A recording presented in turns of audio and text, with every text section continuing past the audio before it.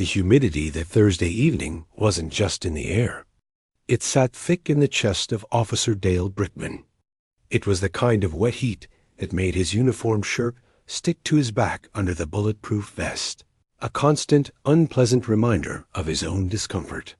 He guided his patrol car through the winding, clean-swept streets of Cedar Heights. This wasn't his usual beat. He was filling in, a fact that soured his mood further. To Brickman, Cedar Heights was a stage set. The houses weren't just big. They were monumental, with perfect green lawns that looked spray-painted and windows so clean they were invisible. He passed a man in a polo shirt, walking a dog that probably cost more than his first car. The man didn't look at the patrol car. People here either looked right through you or gave you a tight, suspicious nod, as if you were the one who might cause trouble. A deep, familiar resentment settled in his gut. He'd worked this city for 15 years, seen the ugly underbelly, the drugs, the violence. He'd broken up fights in cramped apartments and delivered death notifications in run-down neighborhoods. Here, in this pristine bubble, his presence felt like a criticism. He was the gritty reality they paid taxes to keep outside their gates. The thought made his jaw tighten. He turned onto Willow Creek Lane, the tires of the cruiser whispering on the flawless blacktop. The street was quiet, just the soft buzz of expensive landscape lighting coming on as the dusk deepened. That's when he saw the car. It was a sedan, dark blue, sleek. Late model, but not flashy. The windows were tinted, just within the legal limit, he guessed. It was moving slowly, maybe 5 miles under the speed limit, like the driver was looking for an address. Or like they were looking at the houses. Brickman's instincts, worn and cynical from years on the job, prickled. This car didn't scream Cedar Heights. It was too anonymous, too quiet. In a neighborhood where people drove luxury SUVs or vintage sports cars, this sedan was a shadow. He eased off the accelerator, letting his cruiser fall in behind it at a distance. He watched. The car paused almost imperceptibly near a house with a circular driveway and a fountain. A for sale sign was staked in the garden. Could be a buyer. Could be something else. His eyes fixed on the driver as they passed under a street lamp. It was a woman. He could see the profile. A young black woman, her hair pulled back in a neat, professional style. She was alone. Her face was calm, focused on the road. A cascade of assumptions, a flowchart built from bias and experience, clicked in Brickman's mind. A young woman, in this car, in this neighborhood, alone. She didn't look like a homeowner. She didn't look like a domestic worker heading home at this hour. The slow driving, the tint. His brain connected dots that didn't exist. Service worker casing the place? Nanny checking out a potential employer's house? Maybe something shadier. A lookout for a crew? His hand drifted to the computer screen, but he didn't run the plate yet. He wanted to see. The sedan signaled and turned onto the even quieter Sycamore Drive. Brickman followed, his patrol lights still dark. He decided. It was enough. The slow roll, the out-of-place vehicle, the timing. It was a pretext, and a part of him knew it, but it was a pretext that felt justified in his bones. This was what protecting a community looked like. Stopping trouble before it started. He hit the lights. 2 dazzling bursts of red and blue shattered the peaceful twilight, painting the grand houses in strobes of alarm. Inside the sedan, Alana Vance felt the flash of color across her dashboard and let out a long, slow breath she hadn't realized she'd been holding. Not annoyance, not yet. More like a profound weariness. Her evening, already long, just got longer. Her day had started before dawn at the federal building. The case was a tedious, complex web of white-collar fraud, a paper trail leading into some of these very houses. She'd spent the last hour doing a slow, methodical drive, not casing homes, but imprinting layouts, noting security camera placements, building a mental map for a potential future operation.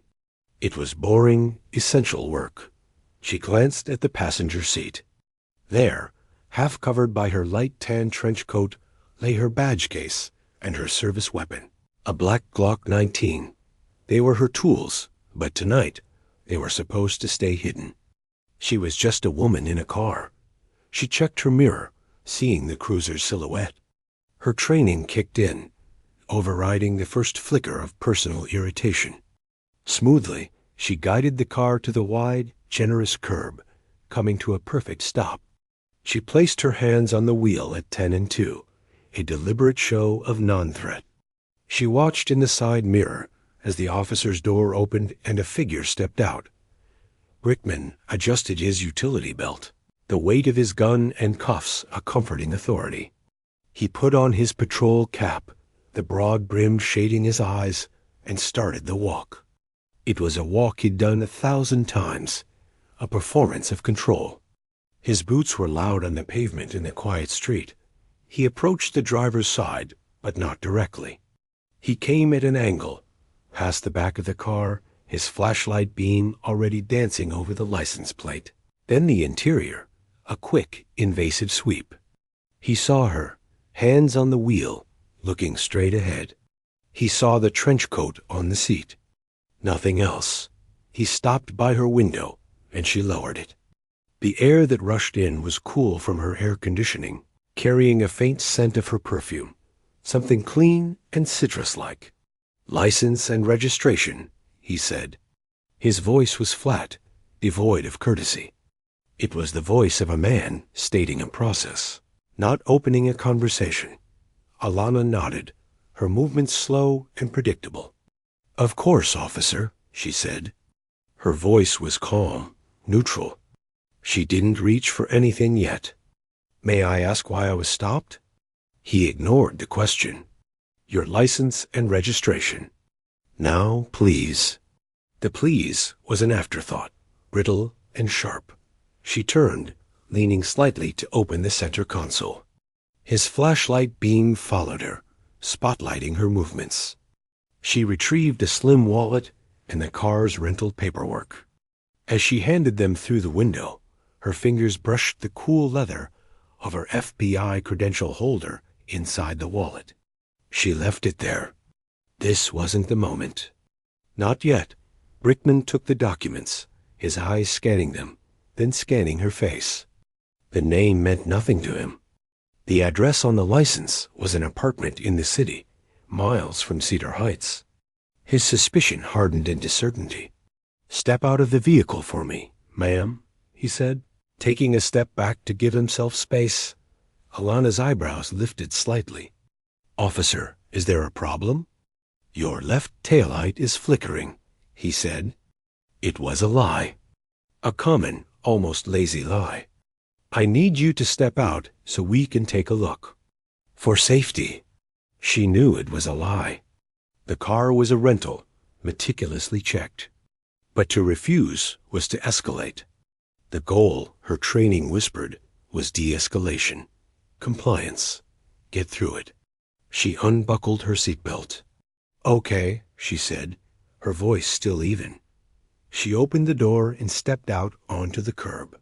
She was taller than he expected, and the simple, well-tailored navy dress she wore shifted against her frame. She stood calmly, waiting. Brickman looked her up and down. The dress was professional, knee-length, sleeveless. In another context, he might have thought she was a lawyer or a banker. Here, now, through the lens of his suspicion, it looked like a costume. "Hands on the hood of your car. Spread your feet." The command hung in the humid air. This had just moved from a traffic stop to something else. Alana felt a cold knot form in her stomach, but her face remained a placid mask. "On what grounds, officer?" She asked, the legal phrasing automatic. "You fit the description of a suspect in a recent burglary attempt in this area," Brickman stated, his voice gaining a rehearsed confidence. "I need to perform a pat-down for officer safety." "Hands on the hood. Now." Alana Vance, a federal agent who had faced down armed suspects and corrupt officials, felt a surge of hot anger. But she also saw the body camera on his chest. She saw the houses around them, the curtains that might be twitching. She calculated. A public confrontation would blow her low-profile work. Compliance, ironically, was the fastest way out. For now, slowly, she turned and placed her palms flat on the warm metal of the car's hood. She spread her feet. The posture was one of submission, but her back was straight, her head held up. She stared at a point on the elegant brick facade of the house across the street. Brickman approached. He could feel the power of the moment, the authority. He was in control of this space, of this situation, of this woman who didn't belong. The humid night, the resentment, the assumptions, they all narrowed into this single point of action. He began a perfunctory pat-down over her dress. The fabric was light. He felt nothing. "This dress is loose," he said, his voice closer to her ear now. "Could be hiding anything. Turn around." Alana didn't move. "Officer," she said, her voice dropping, losing its neutral tone and gaining a new, low density. "You are making a very serious mistake. Do not touch me." The warning in her voice was clear as glass. But to Dale Brickman, it was the sound of defiance, of a suspect trying to intimidate him. It was the final piece of proof he thought he needed. A smirk touched his lips, invisible to her. "We'll see about that," he said. He believed she was hiding something. Contraband, maybe a weapon. The dress, in his mind, was a shield. His prejudice, his need to be right, his anger at this place, and her presence in it, oiled over. He reached out. His hand, thick and strong from years on the job, didn't go for a professional search. It clamped onto the neckline of her dress, where the fabric met at her shoulder, and he pulled down. Hard. The sound was shockingly loud in the quiet street of Island. Tearing rip of fabric, the sound was not just loud. It was wrong. It was the sound of something private and professional being violently unmade. The expensive, finely woven fabric of the navy dress gave way under the officer's rough pull, tearing diagonally from the shoulder down toward her chest. For a single suspended heartbeat, nothing happened. The world on Sycamore Drive seemed to stop breathing. Alana Vance did not scream. She did not flinch backward. Instead, a profound, terrifying stillness settled over her. The warmth of the evening air touched sin that had been covered just a second before. She felt it on her shoulder, her collarbone. The torn dress hung awkwardly, revealing the stark black strap of her shoulder holster and a glimpse of the dark grip of her service weapon beneath her arm. But it was the other object, the one that had been clipped securely to that holster strap. That caught the first glint of the nearby streetlight. It was a flash of gold, a glimmer of polished metal and dark enamel. It was her shield. Officer Dale Brickman's hand was still clenched in the torn fabric. His mind, which had been running on the hot, single-minded fuel of suspicion and authority, short-circuited. The smirk froze, then melted from his face like wax under a flame. His eyes, following the path of his own violent action, locked onto the badge. His brain tried to reject what it was seeing. It was a trick, a fake, a prop, but his training, buried deep under layers of bias, screamed at him. He knew the design, the Department of Justice seal, the word federal, the bold block letters FBI. The color drained from his face so completely he looked almost gray in the artificial light. A cold, sick feeling shot from his stomach to his throat. His fingers went numb, and the piece of dress fabric fell from his grip, fluttering to the pavement between them. He took an involuntary step back, his boot scuffing loudly on the asphalt. The sound seemed to wake the world back up. Alana moved then. It was not a frantic movement. It was slow, deliberate, and precise. Every motion was controlled, filled with a chilling calm. She did not try to pull the torn dress back up. She left it as it was, a testament to what had just happened. She turned her head, just her head, to look at him. Her eyes were no longer those of a resigned citizen. They were flat, analytical, and utterly cold. They were the eyes of an agent assessing a crime scene. And he was the subject, keeping her movements smooth and predictable for the body camera still rolling on his chest. She reached into the ruined neckline of her dress. Her fingers found the familiar shape of her credential case, still securely anchored. She unclipped it. The sound of the metal clip releasing was a tiny, definitive click. She withdrew the black leather wallet, flipped it open, and held it out toward him. Her arm was steady. The gold shield faced him, and beside it, her photo identification was clear under the streetlight. "Special Agent Alana Vance," she said. Her voice was different. It had lost all its previous careful neutrality. It was now a clear, cold instrument, each word sharp and evenly spaced. Federal Bureau of Investigation. Badge number 3817. Brickman's mouth opened, but no sound came out. His mind was a scrambling mess of panic. He tried to form a word, an apology, an excuse, but all that emerged was a choked, breathy noise. His eyes flickered from her face to the badge, to the holstered gun now clearly visible, and back to her face. The reality was a physical blow. "You have just assaulted a federal agent," she continued, her tone devoid of all emotion. It was a simple statement of fact. "You have obstructed an active federal investigation. You have violated my Fourth Amendment rights against unreasonable search and seizure. Your body camera is activated, I assume?" She didn't wait for an answer. She knew it was. She had counted on it. She lowered the credentials, but did not put them away. She turned, again with that slow, deliberate care, and took the 2 steps back to her open car door. Brickman stood rooted to the spot, paralyzed. He watched as she leaned into the vehicle. For a wild, panic-stricken second, he thought she was reaching for a radio to call for backup against him. But her hand went to the passenger seat. She lifted the light tan trench coat.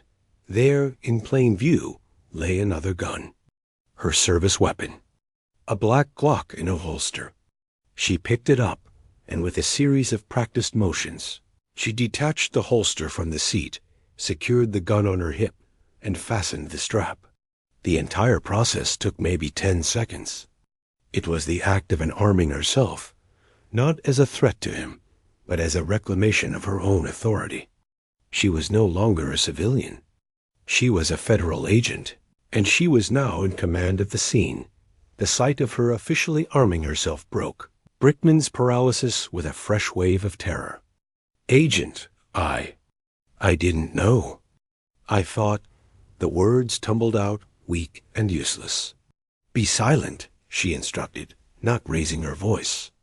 The command was absolute. She pulled out her personal cell phone from a pocket in the torn dress. She didn't take her eyes off him as she dialed. She put the phone to her ear. "Supervisor," she said when the call connected. Her voice was clipped, professional. "It's Vance. I've been detained and physically assaulted during the vehicle. Surveillance on Sycamore Drive in Cedar Heights. The assailant is a local police officer. I am secure. I have my weapon. The officer is still on scene. I am about to contact local command. Stand by." She ended the call.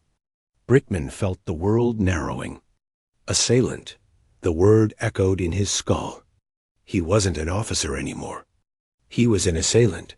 Alana scrolled through her contacts, found the number she needed, not the general dispatch, but the direct cell phone of the police chief. A number she had from inter-agency coordination meetings. She pressed call dot. It rang 3 times. A man's voice answered, slightly wary at the unknown number. "Chief Harris. Chief Harris." This is Special Agent Alana Vance, Federal Bureau of Investigation. She gave her badge number again.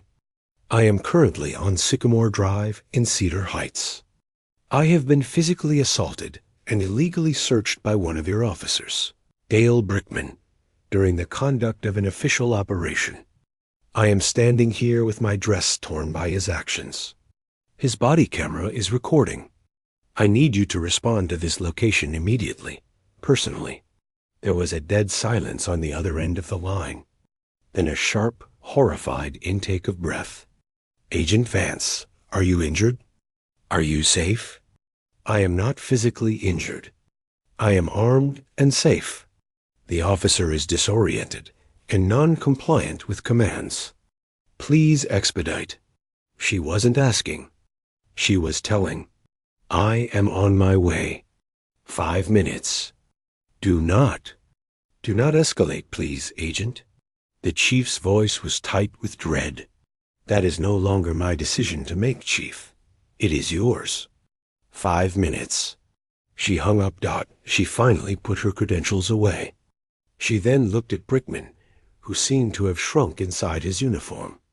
He was staring at the ground, his shoulders slumped, his earlier swagger completely gone. He looked like a lost child. Officer Brickman, she said. He flinched at his name. You will step away from me. You will stand by the rear bumper of your patrol vehicle. You will place your hands on the trunk. You will not move. Do you understand these instructions? He nodded mutely. Verbal confirmation. Yes, he whispered. Then comply. Now. He shuffled backward, nearly tripping over his own feet. He moved to the back of his cruiser, placed his hands flat on the dusty trunk lid. He kept his head down. The flashing red and blue lights from his own car painted his back in cycles of color, making him look like a prisoner already booked. Alana stood by her open car door, one hand resting lightly near her hip. The torn dress was a cold reminder against her skin. The humiliation was a sharp, personal sting, a violation that went deep. But she compartmentalized it. She pushed the hot, human anger into a box and locked it. Right now, she needed the ice. Right now, she was procedure and protocol. She was a fact-generating machine.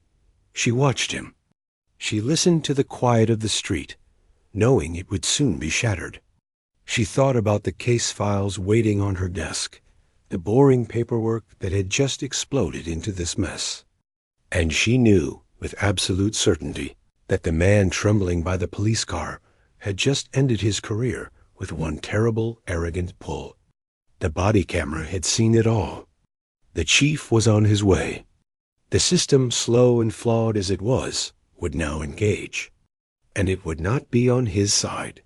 She waited. The only sounds were the idling rumble of the two cars and the ragged, shaky breaths coming from the man at the back of the cruiser. The 5 minutes felt like an hour. Officer Brickman stood with his hands on the trunk of his cruiser, the metal growing warm under his palms. He didn't dare move. Every nerve in his body was screaming. The reality of what he had done was a crushing weight on his back, heavier than any piece of equipment on his belt. His mind was a frantic spinning wheel. He thought of his wife. He thought of his 2 kids, their pictures tucked in the visor of this very car. He saw their faces, and a wave of nausea hit him so hard he had to swallow it down. Assailant. The word Agent Vance had used echoed, a death knell for the life he knew. Pension, reputation, freedom. All of it was crumbling because of a single, stupid, angry moment. He wanted to explain, to beg, to turn back time. But the cold, silent presence of the woman behind him sealed his lips. He could feel her gaze on him, steady and unforgiving. Alana Vance leaned against the side of her rental car, the torn edge of her dress held closed with one hand. The other rested lightly near her hip. The initial shock had passed, replaced by a deep, weary anger. It wasn't the hot, flashy kind. It was a cold, settled thing, like a stone in her gut. This wasn't just an insult. It was a demolition of her authority, her person, her safety, by someone sworn to protect it. She kept seeing his hand reaching out, the deliberate violence of the pull. She focused on the facts to keep the feeling at bay.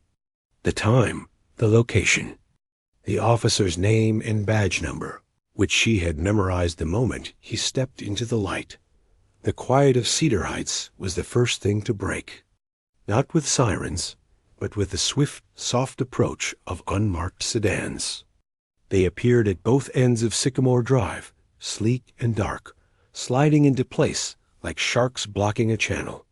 Doors opened, and men and women in casual clothes, jeans, polo shirts, windbreakers stepped out. Their posture screamed law enforcement. They were her team. One, a tall man with a close-cropped beard, immediately walked toward her, his eyes taking in the scene.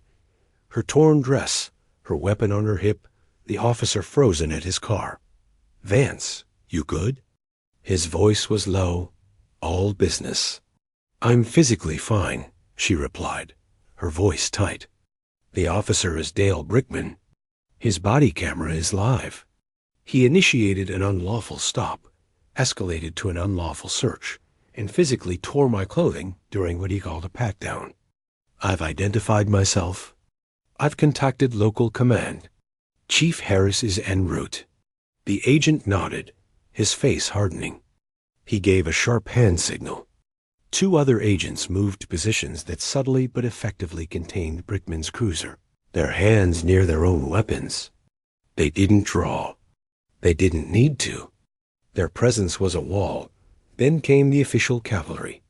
The wail of sirens pierced the night, growing rapidly louder. Two marked patrol cars screeched into the street, lights flashing, followed by a dark SUV with official plates. They skidded to a stop, creating a chaotic half-circle of light and noise. Doors flew open. Uniformed officers poured out, their faces a mix of confusion and alarm. They saw one of their own, hands on a car, surrounded by grim-faced feds. They saw a woman in a torn dress, standing with the calm authority of a general. All movement stopped for a second as they assessed. Then, from the passenger seat of the SUV, Police Chief Harris emerged. He was a man in his late 50s, with a tired face that now looked deeply stressed. His eyes swept the scene, landing on Alana's torn dress. A look of profound dismay washed over him. He straightened his jacket and walked forward, ignoring his own officers, heading straight for Alana. "Agent Vance," he said, his voice thick. "I cannot. There are no words to express how sorry I am for this." Alana didn't offer her hand. She simply gave a small, sharp nod. "Chief Harris, the scene is contained. My colleagues are here. The subject officer is there." She gestured with her chin toward Brickman, who hadn't moved a muscle. "His body camera is the primary evidence. I request you secure it immediately, along with his duty weapon, before any discussion proceeds." It was a direct order disguised as a request. She was telling him how to police his own officer. Harris's jaw tightened, but he nodded. He turned to his closest captain. "Do it, now. Secure Officer Brickman's body cam and sidearm." Gently, the captain, a stern-looking woman, moved toward Brickman. "Dale," she said, her voice firm but not unkind. "Step back from the vehicle. Slowly." Brickman finally moved, his limbs stiff. He turned around, his face ashen. He saw the chief. He saw the captain. He saw the sea of faces, both local and federal, all watching him. The humiliation was complete. He fumbled with the body camera on his chest, his fingers clumsy. The captain helped him unclip it, her touch professional and distant. Then she held out her hand for his gun. With trembling hands, he unsnapped his holster, drew his service weapon, cleared it with a practiced motion that now seemed like a cruel joke, and handed it to her, grip first. The surrender was symbolic and absolute. He was no longer a cop. He was a problem to be managed. Chief Harris turned back to Alana. "Agent, please, is there anything you need? Medical attention? I need to give my formal statement and ensure the chain of evidence is flawless," she said. "And I need a jacket." One of the female agents from her team was already striding forward, shrugging out of her own FBI windbreaker. It was dark blue, with the bright yellow letters on the back. She handed it to Alana. "Here you go." Alana let go of her torn dress to put the windbreaker on. The movement allowed everyone to see the full extent of the damage, the torn shoulder, the ruined line of the dress. A few of the local officers looked away, uncomfortable. The jacket was big on her, but she zipped it up, the FBI on her chest, now the most prominent feature in the flashing lights. It was a reclaiming of her identity. "Now," she said to the chief, "we have a situation. This occurred during an active, low-profile surveillance operation. The compromise is significant. I will need to speak with you and your internal affairs lead immediately. My office's professional responsibility section will be in contact by morning." Harris just kept nodding, a man watching a catastrophic accident unfold in slow motion. "Of course. Of course. My office is at your disposal." Alana then looked past him, toward Brickman, who was now standing alone, empty-handed, under the watchful eye of the captain. She walked toward him. The crowd of officers parted for her. She stopped a few feet away. He couldn't meet her eyes. "Officer Brickman," she said, her voice carrying in the sudden quiet. Everyone listened. "You are entitled to union representation. You will likely be placed on administrative leave. You will speak with your representatives. You will not speak to me or to any member of my team without counsel present. Do you understand?" He gave a weak, jerky nod, verbal confirmation for the record. "Yes," he mumbled. "Good." She turned her back on him, a definitive dismissal. She walked back to the chief. "I suggest we clear this scene of non-essential personnel. This is now a joint internal affairs and federal OPR matter. The spectacle isn't helping anyone." The chief began barking orders, his voice regaining some of its command. "You too, secure this block. No one in or out. Everyone else, return to your vehicles. Captain, you stay with Officer Brickman. Transport him to the station for processing. No cuffs," he added, after a pained glance as the local officers began to disperse, moving slowly.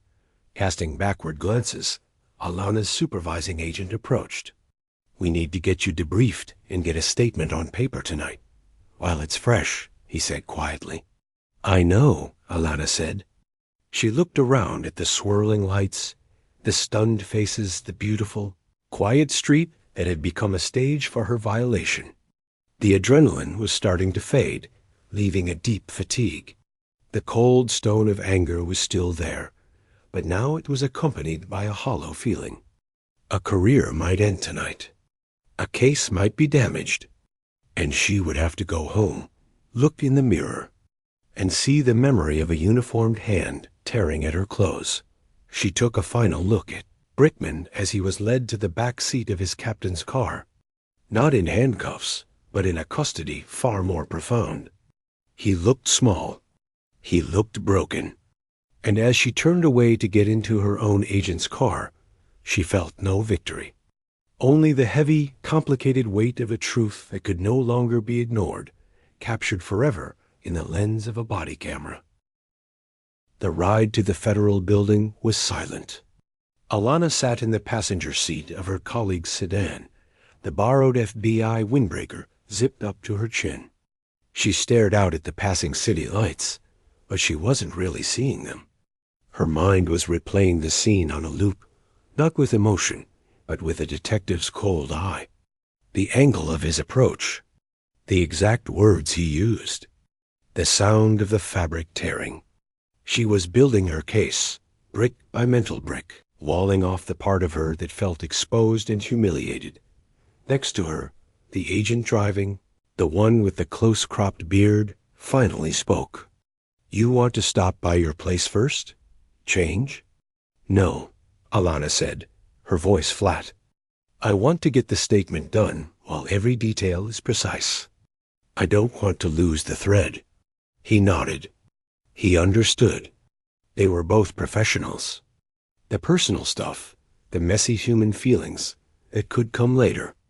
Right now, there was a protocol to follow, a report to file, a mountain of trouble to push uphill. Back at the police station, a different kind of storm was brewing. Officer Brickman was placed in an interview room, but it wasn't the kind where he usually sat with suspects. This was a small, plain room used for internal meetings. There was no one-way glass. Just a table, chairs, and a feeling of suffocating stillness. His union representative, a weary-looking veteran officer named Phil, sat across from him, rubbing his forehead. Phil had heard the broad strokes from the captain. He had seen the shell-shocked look on Brickman's face. He knew the landscape. It was a desert, and there was no water in sight. "Start from the beginning, Dale," Phil said, his voice tired. "And for God's sake, don't leave anything out. The body cam got it all, so the truth is the only thing left." Brickman's story came out in broken pieces. The slow-moving car, the neighborhood, the woman driving, the assumptions that felt like instincts, the flickering taillight that didn't exist. His voice was a monotone, drained of all its former certainty. "I thought she was lying," he whispered, staring at the table. "I thought the dress. I thought she had something hidden. I just wanted to see. I just wanted to be sure." Phil listened, his expression growing grimmer with each word. When Brickman described pulling the dress, Phil closed his eyes for a long second. "You put your hands on her clothing? And pulled? Dale, you know better. You knew better. I didn't know she was FBI." Brickman said, the words bursting out, a desperate plea for understanding. "It doesn't matter." Phil snapped, his patience fraying. "That is the one thing that matters the least. You had no probable cause. You invented a violation. You escalated a stop into a search based on nothing but a feeling. It wouldn't matter if she was a teacher, a nurse, or a damn astronaut. You violated the policy. You violated the law. And you did it on camera." The finality in Phil's voice crushed the last bit of hope in Brickman's chest. He slumped forward, his head in his hands. "What happens now?" "Now," Phil sighed, "you are suspended. Without pay, almost certainly. The chief will make that call by morning. Then Internal Affairs will have their turn. They'll review the footage. They'll interview you. And then, because she's federal, the FBI's Office of Professional Responsibility will get involved. They might pursue criminal charges, obstruction, deprivation of rights under color of law. This isn't a slap on the wrist, Dale. This is a career ender. This is a life ender." Across town, in a sterile conference room at the federal building, Alana was weaving her own account into the official record. A female agent from the OPR sat with her, a digital recorder on the table between them. The process was meticulous, painstaking. They went over every second. "And when he instructed you to place your hands on the vehicle, what was your understanding of his legal justification?" The OPR agent asked. "He stated I fit the description of a burglary suspect," Alana replied, her hands resting flat on the table. "He provided no specifics. No time of the burglary, no description of clothing beyond my gender and race. It was a vague, and in my assessment, fabricated pretext." "Describe the physical contact." Alana did. She used clear, clinical language. The grip on the shoulder, the downward force, the tearing sound. She did not flinch. She did not raise her voice. She presented herself as a piece of evidence, which, in that moment, was all she wanted to be. It was safer. The interview took hours. When it was finally done, the sky outside was turning from black to a deep, dusty blue. Dawn was coming. Alana felt scraped raw, but empty. The OPR agent clicked off the recorder. "We'll get the body cam footage from the department this morning," the agent said. "With your statement and that footage, this is pretty clear-cut. Do you need anything? Counseling services are available."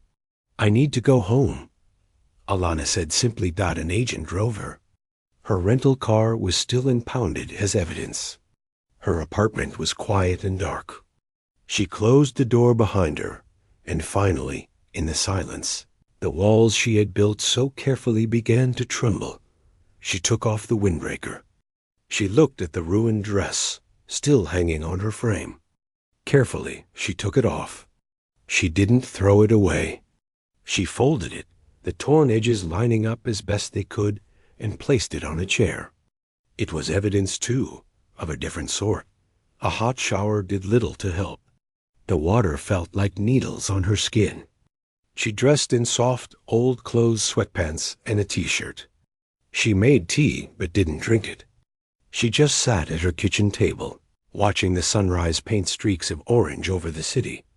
The professional in her was already analyzing the fallout. The white-collar case was compromised. They'd have to change tactics, maybe even pause the investigation. The defense would have a field day if it ever came out an agent was stopped and assaulted near a subject's home. A defense attorney could spin 100 paranoid theories from that dot, but the woman, the human part she had locked away, was now stirring. It wasn't about the case. It was about the look in his eyes before he did it. It was the casual assumption that he had the right, that she was someone he could do that to. The violation wasn't just in the tear. It was in the thinking that led to it. That's what felt the most exhausting. That this was not some strange one-in-a-million event. It was a common story with an uncommonly dramatic ending. Her phone buzzed on the table. It was her supervisor. She answered. "Vance, how are you holding up?" "I'm functional," she said. "Good. Listen, the chief is bending over backwards. He's delivering the body cam footage personally in 2 hours. He wants to apologize again. I told him you're not required to be there." "I'll be there," Alana said. Her voice was firm. She needed to see it. She needed to see the chief's face when he watched what his officer had done. "You sure?" "Yes, all right. Get some rest if you can. It's going to be a long day." She hung up. Rest was impossible. Instead, she went to the chair and picked up the folded dress. She carried it to a closet and placed it on a high shelf. She wasn't ready to deal with it, but she wouldn't hide it. Later that morning, clean in a crisp pantsuit, her FBI pin on her lapel, Alana walked into the same federal conference room. Chief Harris was already there, looking like he hadn't slept. With him was a data drive, placed neatly on the table. "Agent Vance," he began, his voice gravelly. "On behalf of the entire department, she held up a hand, polite but firm. "Thank you, Chief. Let's view the footage first." They all sat. An agent plugged in the drive and pulled up the file. The timestamp filled the screen. There was Brickman's perspective, the sleek sedan ahead. They heard his breathing, the radio static. They heard his voice, flat and suspicious, asking for her documents. They watched as he ordered her out of the car. The tension in the room was thick enough to choke on. And then they saw it. From the camera on Brickman's chest, they saw Alana's back as she placed her hands on the hood. They saw his hand enter the frame. It didn't look like a professional search. It looked like what it was, an angry, invasive grab.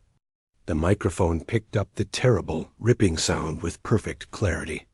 They saw the dress fall away, the holster, the flash of the badge. They saw his hand freeze in the frame, then drop. They heard Alana's voice, cold and clear, identifying herself. They heard his choked silence that no one in the room breathed. When it was over, the chief looked pale. He slowly turned to Alana. "There is no excuse," he said, each word heavy. "None. The suspension is immediate and without pay. We will cooperate fully with the FBI's OPR investigation. Criminal charges. We will not contest. He will be processed according to the law." Alana nodded. She felt no triumph, only a grim satisfaction that the truth was undeniable. The camera had done its job. "The footage," she said. "It will get out. The press will have it." "I know," the chief said, sounding defeated. "It's going to be a firestorm." "It should be," Alana said quietly. She stood up. The meeting was over. She had seen what she needed to see. The wheels were in motion.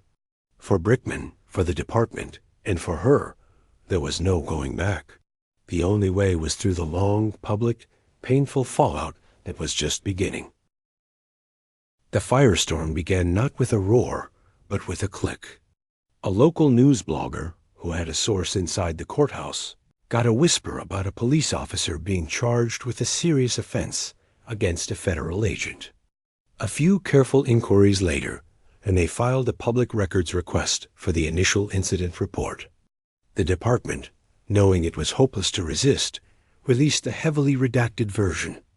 But the redactions couldn't hide the shocking core. Officer, FBI agent, assault, during official duties. That was the spark. The full explosion came when someone, anonymously, leaked 90 seconds of the body camera footage to a national news network. It wasn't the whole thing. It was the crucial, damning segment. The officer's aggressive commands, the agent's calm warning, the violent pull, the torn dress, the stunning reveal of the badge. The video was pixelated to protect Alana's face, but her voice, steady and icy, was clear. The officer's profile was unmistakable.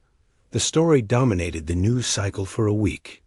It had everything: power, abuse, a shocking twist, and a clear victim who was also a powerful figure. Talk shows dissected it. Law enforcement experts debated use of force and bias training on cable news. Editorial columns were written with titles like "The Cost of a Prejudice" and "When the Hunter Becomes the Hunted." For the police department, it was a nightmare of scrutiny. The chief held a press conference, his face etched with strain, announcing Officer Brickman's immediate termination and the department's full cooperation with federal prosecutors. He outlined new, immediate reforms: mandatory de-escalation training, a revamped protocol for street stops, and a community review board. Each word tasted like ash in his mouth. The trust it had taken decades to build, however fragile, seemed to crumble overnight. For Alana Vance, the publicity was a different kind of trial. She was a hero to some, a symbol of a system finally holding one of its own accountable. To others, she was a pawn in a political game, or a vindictive agent who had ruined a man's life. The FBI kept her shielded from direct media requests. Her name was officially out there, but her face was not public. She became a silhouette in a torn dress, a voice on a tape. This anonymity was her only protection, a thin barrier against the chaos.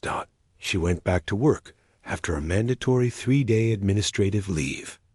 The white-collar case was indeed compromised. It was handed off to another team with a completely new strategy. Her supervisor gave her a choice.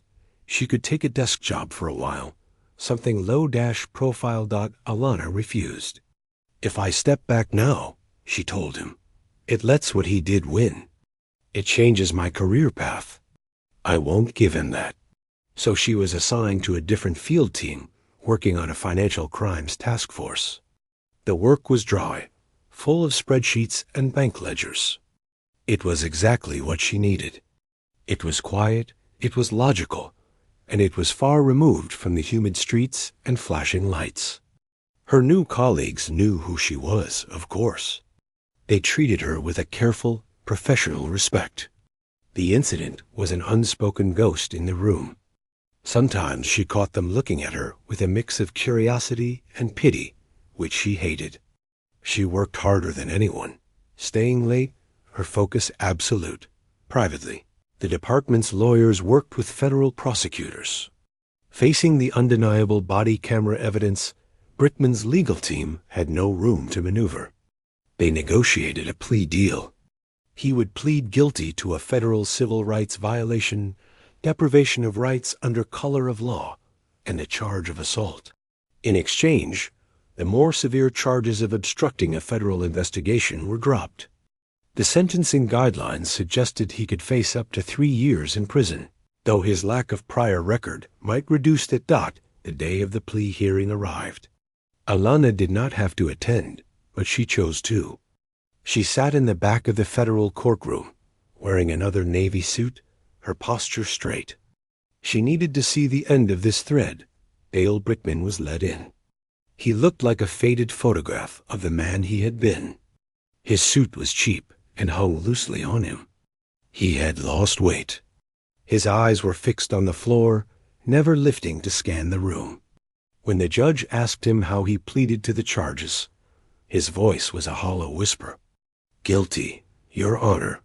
His lawyer made a short statement, emphasizing Brickman's years of service, his previously clean record, his remorse, the fact that his life was already in ruins.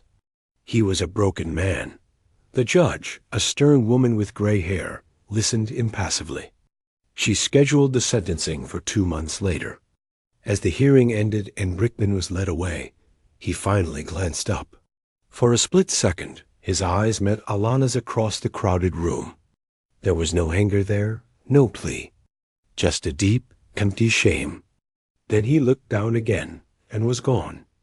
Walking out of the courthouse, the bright sunlight felt jarring. Alana's supervisor, who had come with her, walked beside her. "It's over," he said. "No," Alana corrected softly. "The legal part is moving forward." "It's not over." He understood. The personal part, the internal reckoning, that had no set end date. A few weeks later, a padded envelope arrived at her office, marked personal and confidential.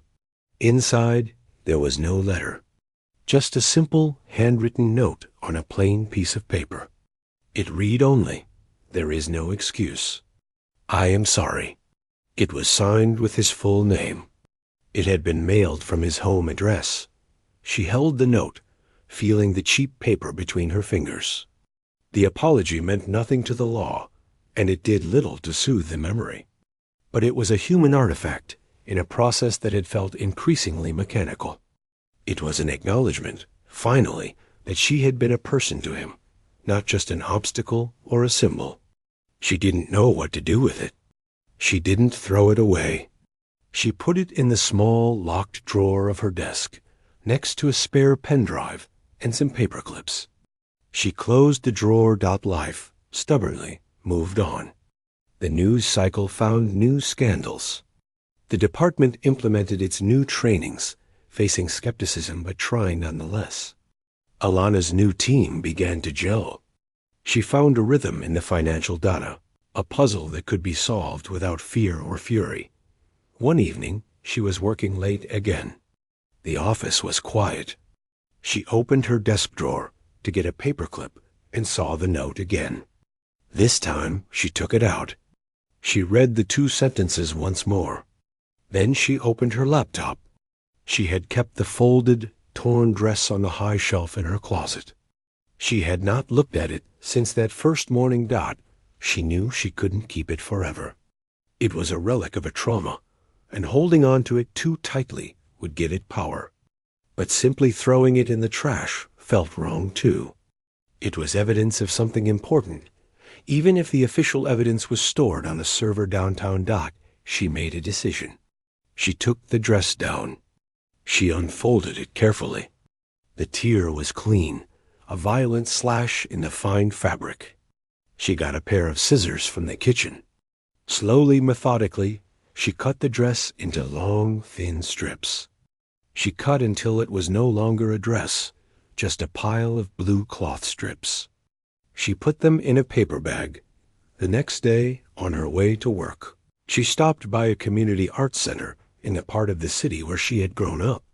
They had a textile recycling program for projects with local kids. She handed the bag to a woman at the front desk. "Just some old fabric," Alana said. "Hope it can be of use."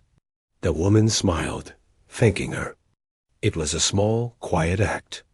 The dress was gone, transformed. It would become part of a collage, or a rag rug, or a puppet. Its story would end, and a new, small, ordinary one would begin. Walking to her car, Alana felt a lightness she hadn't known in months. It wasn't forgiveness. It wasn't forgetting. It was a choice to stop carrying the physical weight of that night. The memory was still there. The lessons were etched deep. But she was no longer anchored to it. She got into her car, a different rental, and headed to the office. The city traffic was its usual tangled mess.